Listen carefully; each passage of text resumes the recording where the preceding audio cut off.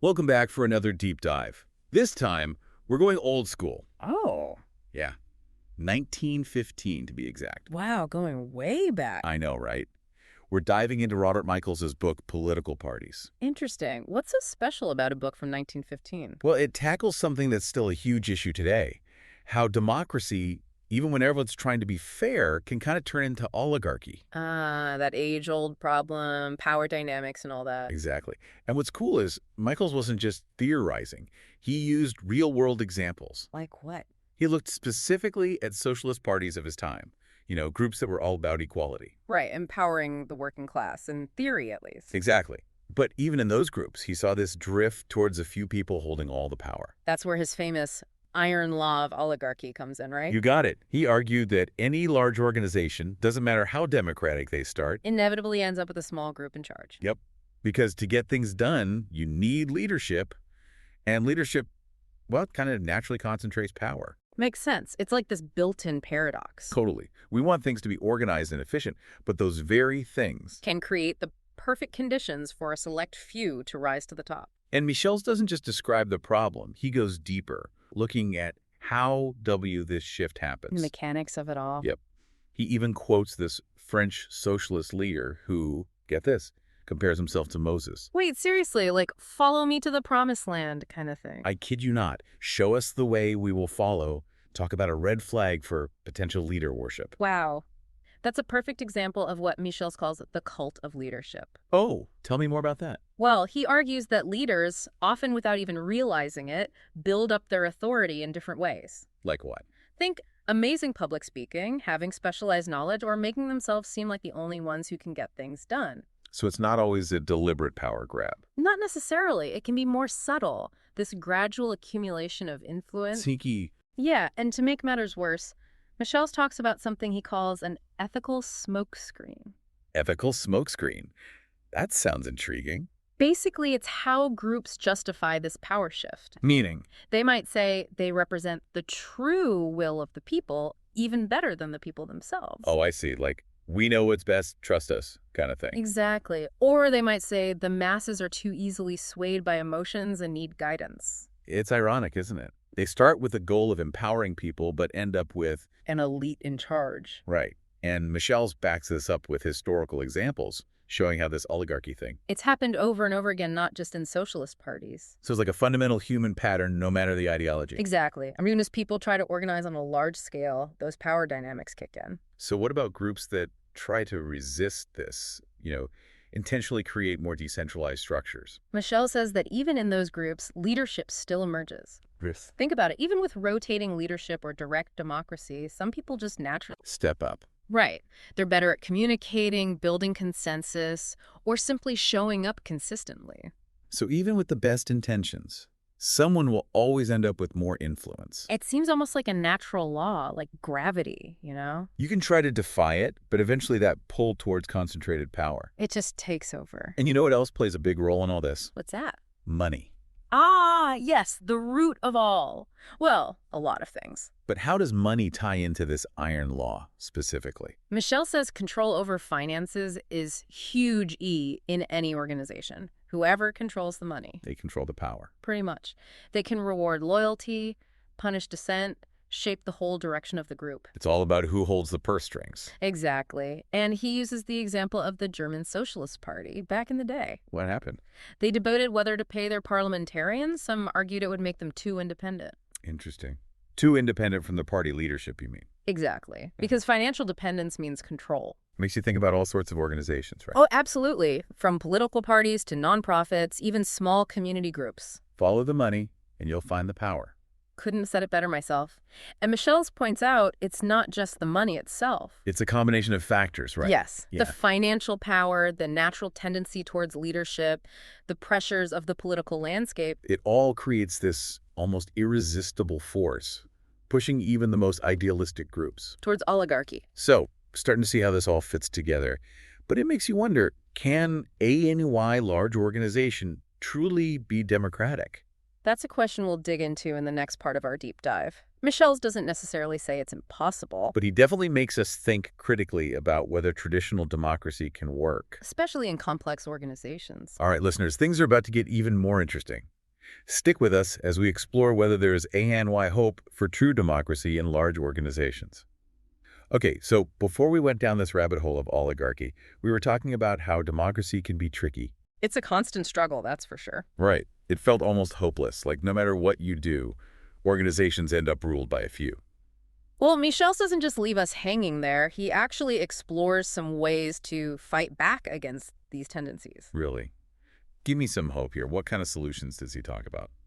Well, one common one is term limits. Term limits. Yeah, that makes sense. Right. The idea is to prevent anyone from holding power for too long, limit that concentration. Like hitting the reset button every few years, keep things fresh. Exactly. But Michel's, he's a bit skeptical even about term limits. Oh, why's that? I thought that was supposed to be the fix. Well, he says term limits alone might not be enough. Leaders who step down, they can still have influence. You mean behind the scenes? Exactly. They might groom successors, manipulate things, use their network. So you change the players, but not the game itself. It's like a relay race. One runner passes the baton, but they can still coach the next one.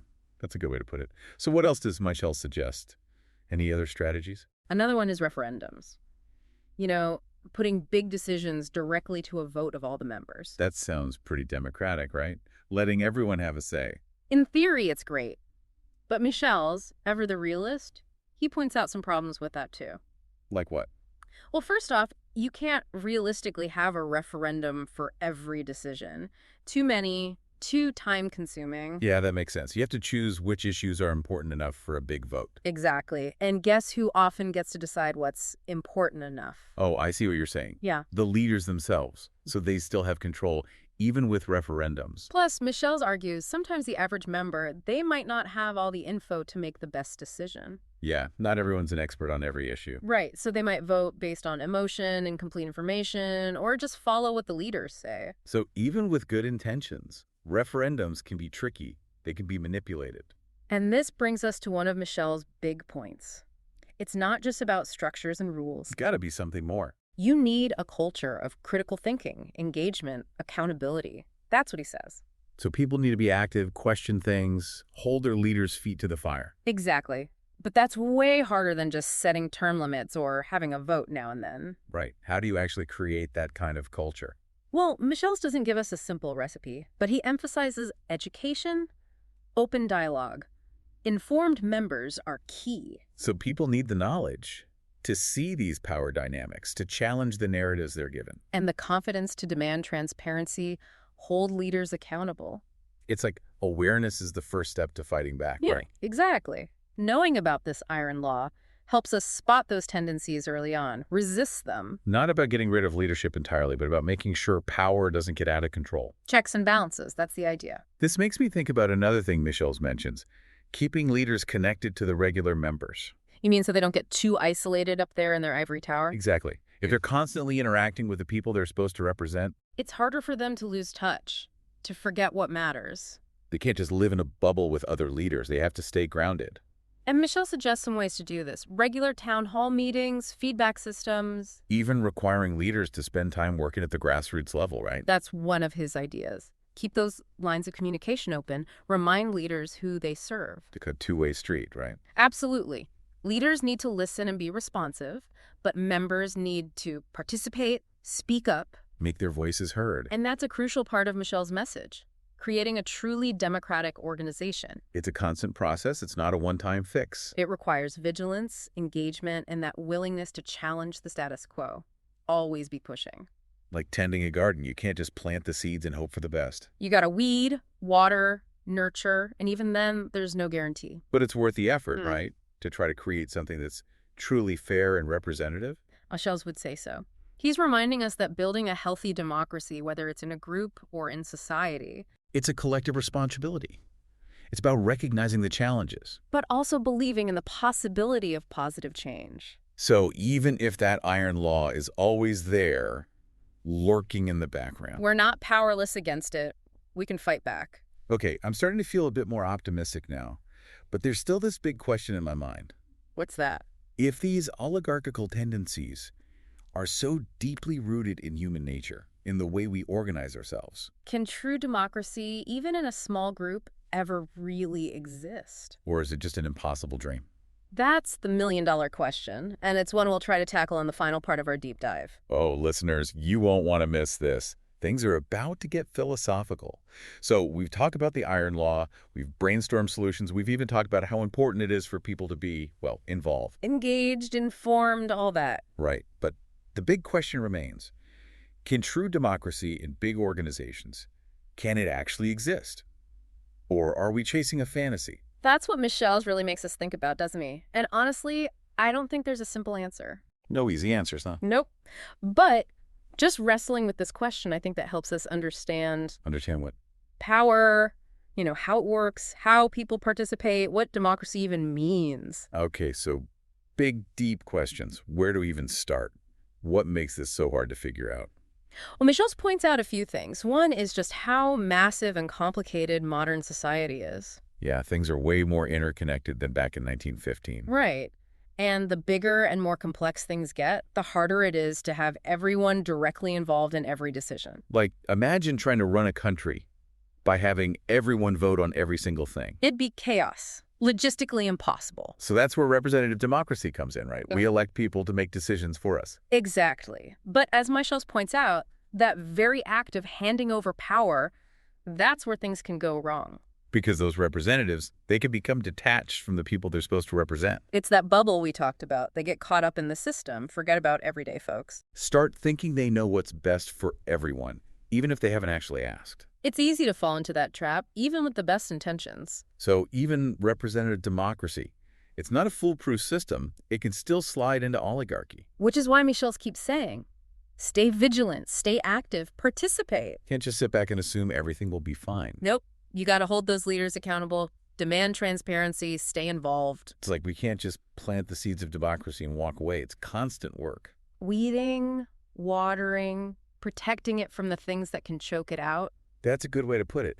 And it makes me think, maybe Michaels is right. Maybe true democracy, the perfect version. Maybe it is an unattainable ideal. But does that mean we just give up?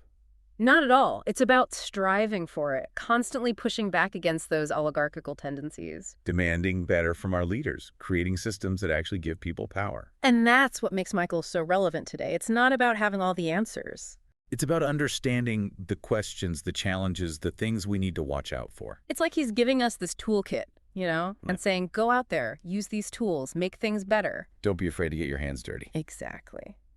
So that's what we hope you take away from this deep dive. Keep exploring, keep questioning, keep pushing for a world that's more just, more fair. And remember, even if perfect democracy is a dream, it's a dream worth fighting for. Every single day. Thanks for joining us on this deep dive. We'll see you next time for another fascinating journey into the world of ideas.